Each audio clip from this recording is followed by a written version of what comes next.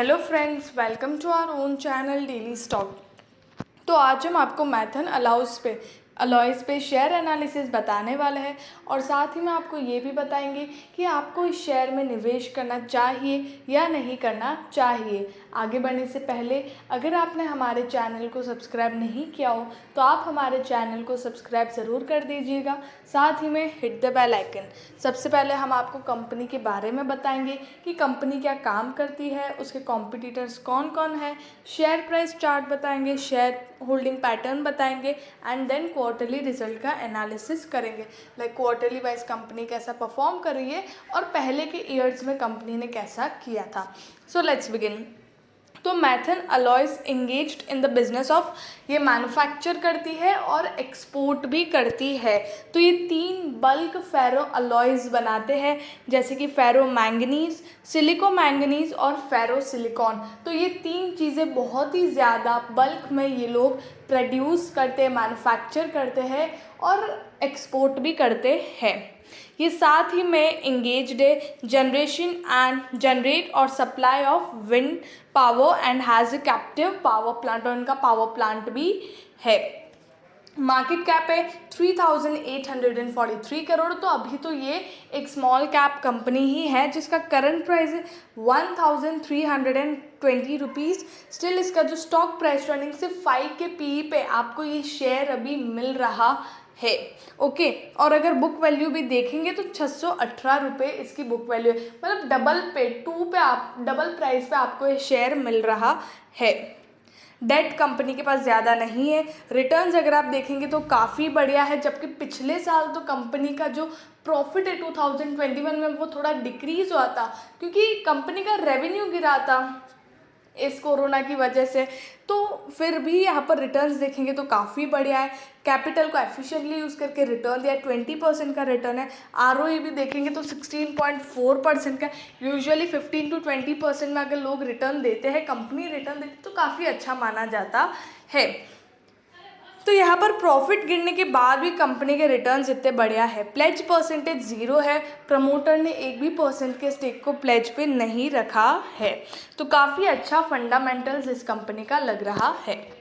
अब यहाँ पर बात करेंगे फाइनेंशियल ट्रेंड। तो 2018 में कंपनी का जो रेवेन्यू था 1890 करोड़ था। इसके पास्ट ईयर्स में भी मतलब इतना रेवेन्यू नहीं था। हर साल कंपनी एक नया रेवेन्यू क्रिएट कर रही थी और मतलब ग्रोथ कंपनी है, हर साल कंपनी का रेवेन्यू बढ़ रहा था।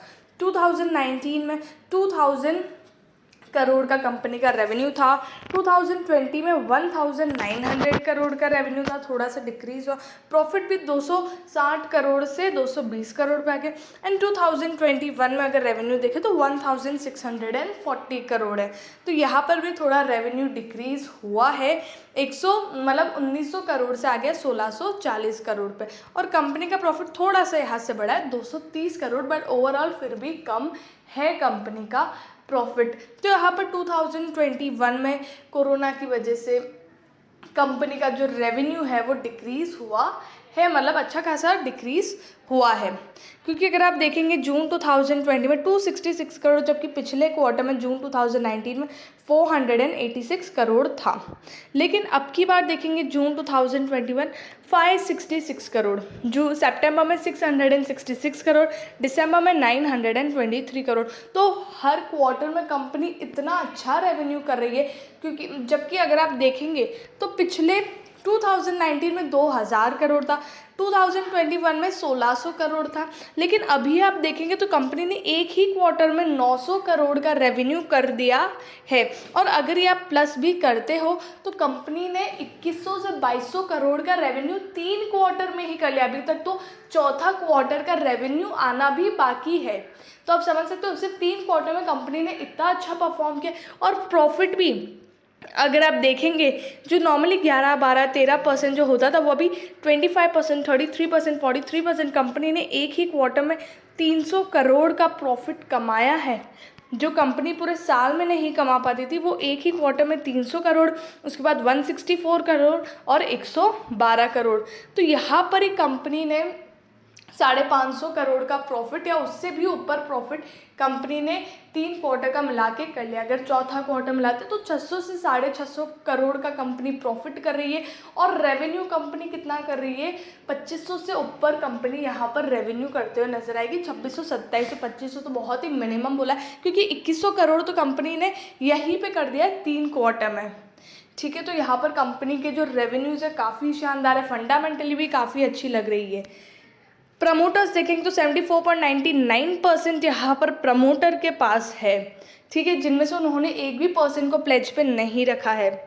फॉरेन इन्वेस्टर्स जो 2.37% से 0.76 हो गए थे, 0.32 हुए थे, लेकिन जून से अगर आप देखेंगे तो हर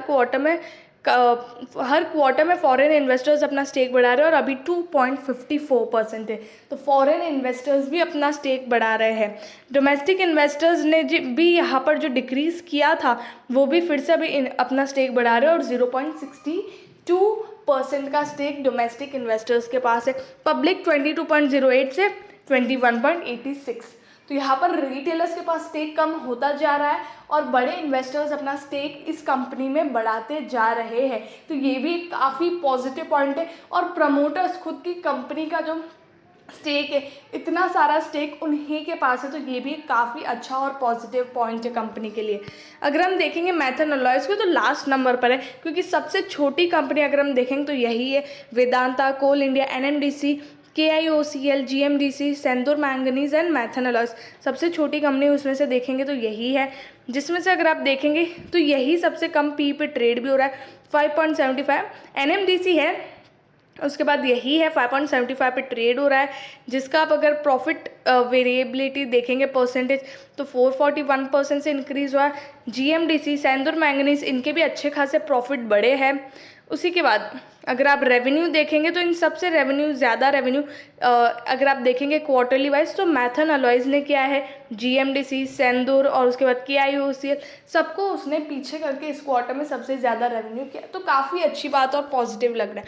5 ईयर हाई है 1595, 1318 पे ट्रेड कर रहा है। आज 9.05% नीचे गिरा था, आज तो अच्छा खासा ये नीचे गिरा है, क्योंकि 1 मंथ का अगर आप देखेंगे तो मतलब थोड़ा बहुत ऊपर भी आया था, लेकिन ये शेयर और 1 साल के अंदर ये काफ़ी अच्छा खासा ऊपर आया है। ठीक है, मतलब अच्छी खासी ग्रोथ इसने दिखाई है 1 ही साल के अंदर। तो ये थोड़ा कंसोलिडेट हो रहा है, लेकिन अगर आपको लॉन्ग टर्म पर्सपेक्टिव से निवेश करना है तो आप इस शेयर में कर सकते हो, क्योंकि सारी चीज़ें इस कंपनी की काफ़ी शानदार लग रही है। आई होप आपको मैथन अलॉयज़ के बारे में सब कुछ समझ में आ गया होगा। अगर आपको वीडियो अच्छा लगा है तो please like and share and subscribe our channel. Thank you.